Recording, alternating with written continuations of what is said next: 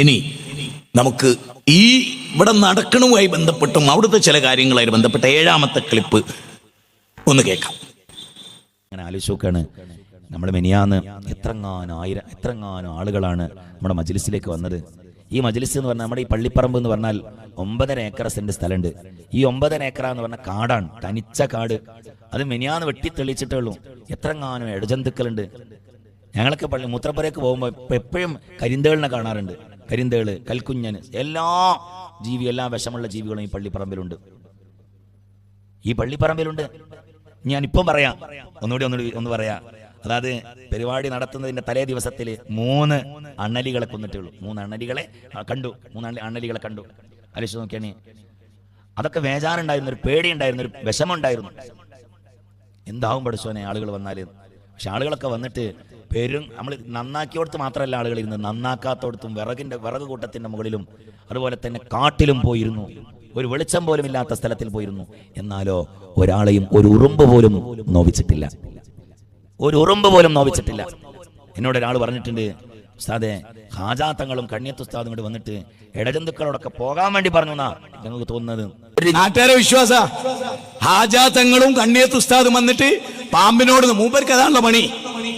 മരിച്ചിട്ട് കബറിൽ കിടക്കുന്നിടത്ത് നാട്ടിലെ പാമ്പിനെയും തേളിനെയും ആട്ടുന്ന മണിയാണല്ലോ. 3 അണലി കൊല്ലപ്പെട്ടു എന്നാ. പക്ഷെ സാക്ഷാൽ അണലി ഇവിടെ ഉണ്ടല്ലോ, അതാണല്ലോ പ്രശ്നം. ആ അണലിനെ ആർക്കും തൊടാൻ കഴിഞ്ഞില്ല.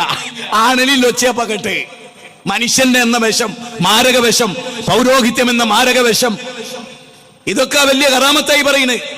എന്നാ പിന്നെ അവിടെ കാടില്ലാതങ്ങായ പോരെ. അവിടെ എങ്ങനെ ഇതിന്റെ തലേന്നത് വെട്ടാൻ നിൽക്കണോ? സത്യത്തിൽ അവിടുത്തെ പാമ്പും തേടും പോയത് എന്താ അറിയോ?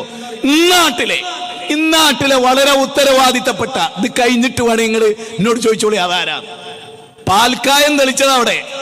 ഈ 9 ഏക്കറയിലും പാൽക്കായം തെളിച്ച നിന്നാട്ടുകാര്, തെളിച്ച ആൾക്കാർ ഈ പറഞ്ഞ വായക്കാട്ട് ജീവിച്ചിരിപ്പുണ്ട്. അടിച്ചു പിടിയാണ്.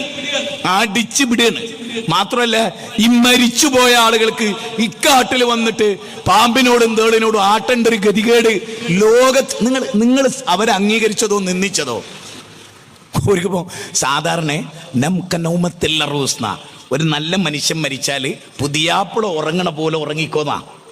ഇവർക്ക് ഉറങ്ങാൻ നേരണ്ടോ? കനച്ചങ്ങ ഇവിടെ ഈ വാർഷികം നടത്തും ആർന്ന് എണീച്ച് എന്നിട്ട് ഓ പാമ്പേ പൊയ്ക്കത്തളേ എന്ന് പറയേണ്ട പരിപാടിയാണല്ലോ അവർക്ക്. എന്താ നിങ്ങൾക്ക് എന്ത് പറ്റി? ഇത് കേട്ടിട്ട് ആളുകളുടെ വിശ്വാസമാണ്. അപ്പൊ അള്ള ഇടപെട്ടു എന്നൊന്നല്ല, അള്ളാന്റെ കാവലുണ്ട് എന്നല്ല. ഇവര് വന്നിട്ട് പറഞ്ഞത്രേ പോയി കൊളിയുന്നു. അപ്പോൾ അവിടെ പോയി. അത് മറ്റേ മൊല്ല പറഞ്ഞില്ലേ, അക്സനി പാമ്പ് സീമടൂരിനെ കടിച്ചിട്ട് പാമ്പ് മരിച്ചു ചെയ്യുന്നു.